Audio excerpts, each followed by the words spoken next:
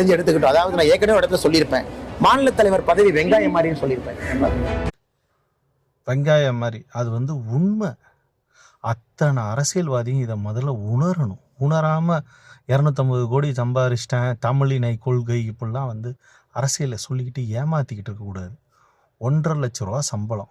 எவ்வளவு? 1,50,000 ரூபா சம்பளம். அண்ணாமலை வேறு இடத்துக்கு போனால் 5 லட்ச ரூபா 6 லட்ச ரூபா அதிகமாக சம்பளம் வாங்கலாம். படித்தவன் நானும் அது மாதிரி அதிகமாக வாங்குறதுக்கான சாத்தியக்கூறு எப்போவுமே இருக்குது. இதை விட்டுட்டு நாங்கள் படிச்சிருக்கோங்க, நடிப்பெல்லாம் ஒன்றும் கிடையாது, புரியுங்களா? இதை விட்டுட்டு அரசியலுக்கு வரணும் அப்படிங்கும்போது நல்ல சிந்தனை, அதாவது எப்படின்னு கேட்டிங்கன்னா, கொசு இருக்கக்கூடாது, வீட்டுக்கெல்லாம் நல்ல தண்ணி வரணும், குப்பை கூடமாக இருக்கக்கூடாது.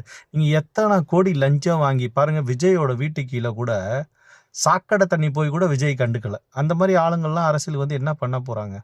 இதெல்லாம் மக்கள் தெளிவாக யோசித்து ஓட்டு போடணும்.